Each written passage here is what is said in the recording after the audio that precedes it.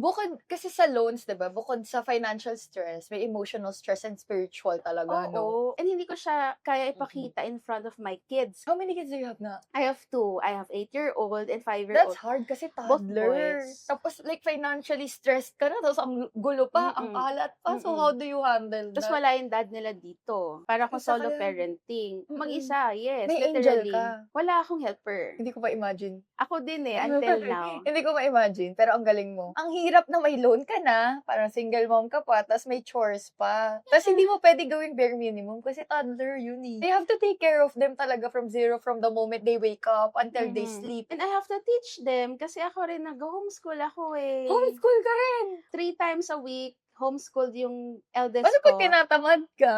Hindi pwedeng tawarin ang isang nanay na katulad ko. Totoo. I guess parang Mother's Day special ata Ay! to.